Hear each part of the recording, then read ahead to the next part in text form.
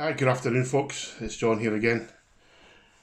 The next instalment of Spiritual Shenanigans. I'm in the house this afternoon.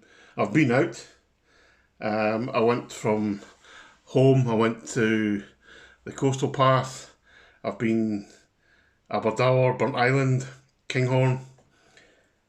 But there's just way too many muggles on the go today. So every time I started recording, some daft cock would come up and say, "Are you speaking to yourself?"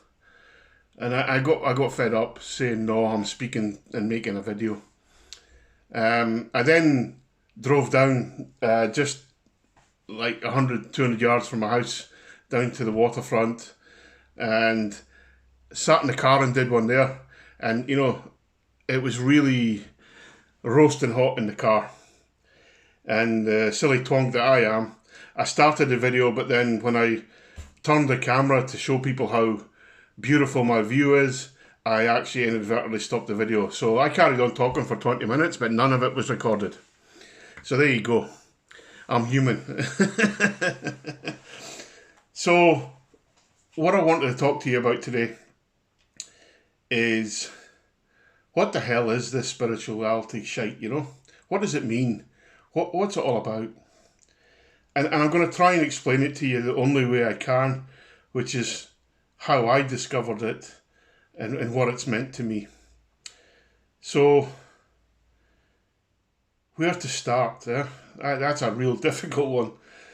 But I'm being nudged to share how my journey started. So a bit of background for those of you that don't really know me.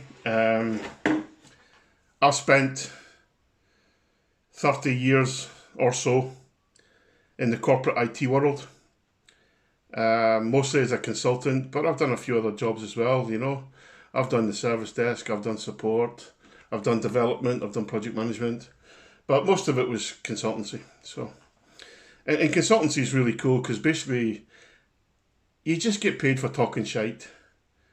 You're telling people things they already should know if they're in the job they're in, but they need to hear it from a twonk like me so that their managers can be satisfied that they know what they're doing.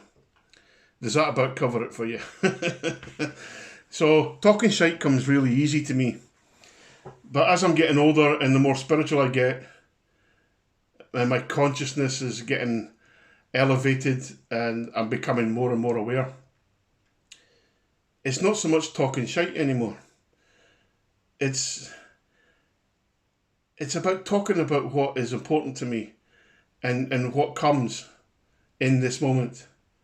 So I don't prepare for these videos. I don't sit and write a great script or sit and think about topics to discuss. I've got nothing in front of me.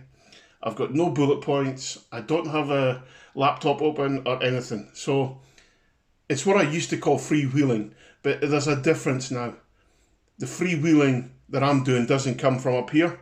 It comes from in here. Now, traditionalists, the spiritual people that I know, would call that your heart space. And that's nice. But for me, I call it the boob space. It's more fun and more relevant to me and my sense of humour. So, when we start living our lives from the boob space, amazing things happen. And the first part of your journey really is understanding what that means to be living from here, from your boob space. So, the best way that I can describe this to you is to share what happened to me and how I found it. So, as I said, 30 plus years in the IT world. I've worked all over the world. I've had the good fortune to work all over the world. I've worked in North America, South America, most of Europe, Russia. I've been to the Middle East. I've been to South Africa. And it's been a fantastic journey in that sense, from a travelling perspective. And when anybody hears about what I've done, they think, "Oh, wow, you're so lucky." And yes, I've met some amazing people. I've had some fantastic experiences. But I can assure you, it is one hell of a lonely life. When you go traveling as a tourist, you go and see and have the time to experience everything that those countries have to offer. When you travel as a businessman or a consultant, you're lucky you see an airport, a taxi, a hotel, and an office block.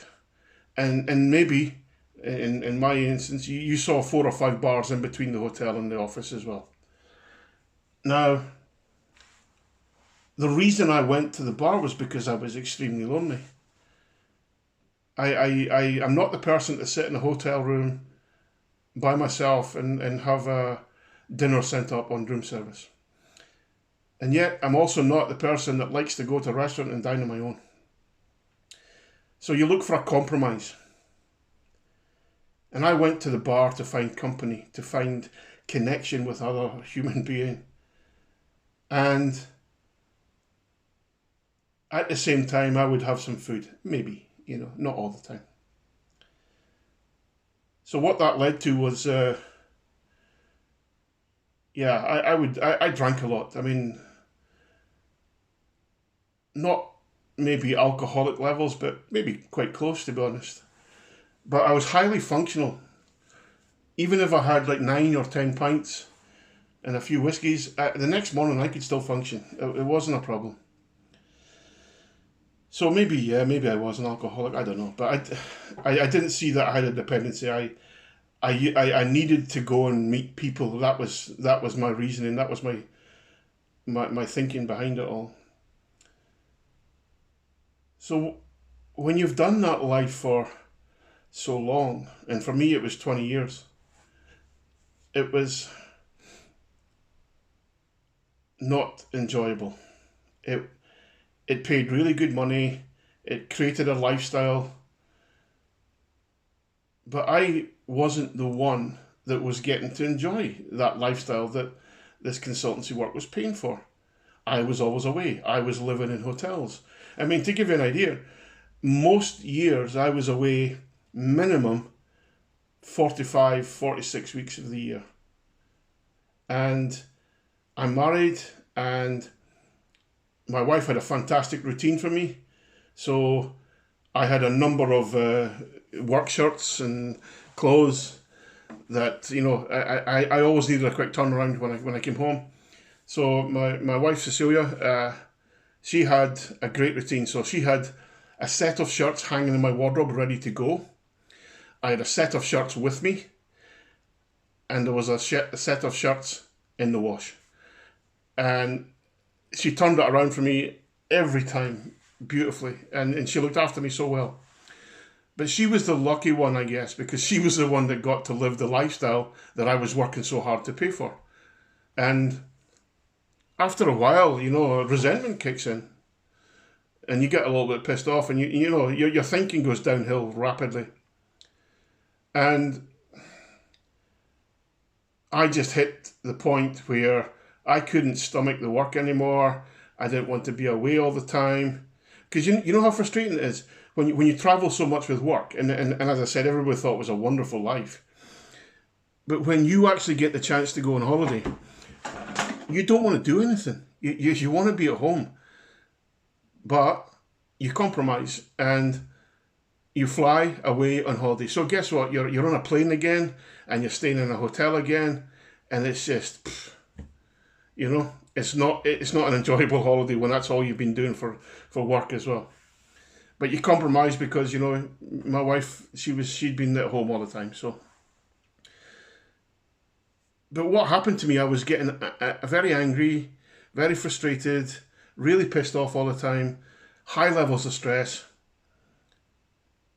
And I made the realization this isn't a good life. This is nonsense. So I had to do something about that, and I didn't want to go on pills to reduce my blood pressure and mellow out my stress and my frustration. So I went away and did some training, some holistic work with hypnosis, with NLP, and life coaching. And I found the 3 principles, which was great. And that really helped me, because what it gave me was an awareness of what all this emotion in my life was, where it was coming from, what was causing it. And as soon as I had that awareness that basically the stress I was feeling and suffering, it was being created by me, by my thinking about my situation, about work, about people, about everything. And as soon as I connected with that and I believed that and I saw it for myself, bang, stress was gone. And once you can see it, you really can't unsee it. So once you see it, you have that awareness that it's your thinking that's causing this emotion in you. Once you really see that, it just drops away. It has no impact on you anymore. It has no effect on you. It's got no hold on you. So that's where I started. And as soon as I had that awareness, something beautiful happened as well.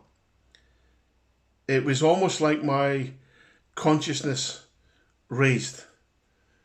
And once it started rising, good English, I saw other things. I felt other things, and I became more aware. So I've been working with a spiritual coach, Kat Knott. Hello. Wonderful coach. Absolutely brilliant. And she brings out the best in me, and she creates the space for me to explore shit that I wouldn't even dream about exploring on my own. And I've had some wonderful, wonderful sessions with Kat over the last couple of years. And in that space, I'm really exploring who the hell I am and why I'm here. And that's been fantastic. And I always leave those sessions feeling that my consciousness has been raised again and again and again. But you can't do everything in one go. So the whole purpose of these videos is I want to get across to everyone out there that is feeling down, that is feeling depressed, that's feeling anxiety. You might be feeling you're broken, you've got a shit life. Well, I want to share with you that you're not broken. There's nothing to be fixed. You don't need a pill. You don't need therapy, really. What you need is a spiritual understanding of who you are. And the only place you can find that is in the boob space. Now, there's many things, many different ways to describe what the hell goes on. But for me, once I figured out that it was my thinking that was causing all the crap in my life, I couldn't leave it there. I had to go explore some more. What else is in there then? What else is happening? What else is going on? And what I found was my mind was racing. I mean, this thing was going 300, 400 miles an hour. And at nighttime, it was worse. It was like, I want to go to sleep, and my mind's going, yeah, but what about? And what about? And ooh, what about this? And it just would spin and spin and spin into the vortex of shit, I would call it, It never led to a good place. I never had a vortex of happiness, a vortex of wonderment. I always had the vortex of doom, the vortex of shit. And it is draining. It just absolutely drains the life out of you. But what I want to share with you, you can stop that cycle. And it's really straightforward. Always remember, there's nothing wrong. You're human. These things happen. Thinking, you can never get away from it. Thought will pop in indiscriminately. And you can't stop that. You have no control over the thoughts coming in. What you can do is be aware. That's just popped in again. Now, I still get caught out all the time. And it can take me seconds, it can take me days. And I'm away chasing my thinking down the rat holes. And I'm feeling the emotions attached to that thinking. And then I stop and start laughing. And remember, oh, you fucking dick, it's just your thinking again, What a twonk. But because I'm laughing at it, and I've been aware, the awareness has kicked in, whatever was causing the emotions just drops immediately. And I find that I've got a calmer mind, It's maybe ticking over at about 25, 30 miles an hour now. And when it's that low, when your mind's ticking over that low, it doesn't take much to go into a beautiful space. It's a meditative state, I guess, almost like a trance. But you don't need hypnosis. I promise you don't. All you need is just to sit. Disengage the thinking. Make that have that realization that it is just a thinking. And for me, I focus on my breathing. And when I distract my thinking with my breathing, my mind slows down even more. And when it's almost ticking over, like at 4-5 miles per hour, something beautiful happens. I either get a feeling, a sense, a nudge, as I call it, and a little thought pops in, and it's like, ooh, that's nice, that's interesting. And when I follow that nudge, amazing things happen. And that's what I call being in flow. It's when I allow my mind to calm down and quiet down, I can listen to what my boob space is telling me to do, what my soul is wanting me to do. And when you live in that space, which is right now the only space you've only ever got is right now. But when you live in the now, and you trust your gut, you trust your boob space, and you just flow, it's effortless. You don't even think about what you're doing. You just do. You just do it. It doesn't even occur to you to think about it. And it's a beautiful, beautiful space. Now, yes, it will take a little bit of time, but the very first step is awareness. Be aware that the shite feelings that you're feeling, the misery you think you're feeling, the unhappiness, your life's crap, all of it, no exception, is coming from up here. And when you live up here, you're all over the place. You're not centered. You're not focused. You're not grounded.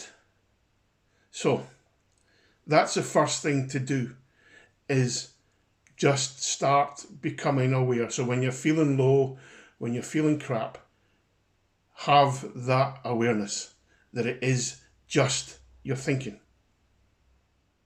And we'll start there. So I hope that's been interesting enough for you. As I said, I can only explain it from my perspective. I don't have the experience that other people have had. I can only talk about my experience. But I hope I can share enough with you that it starts to make a difference in your life. So that's the first full episode, I think, of Spiritual Shenanigans. And thank you for being here. Stay safe, and we'll catch up soon. Thank you.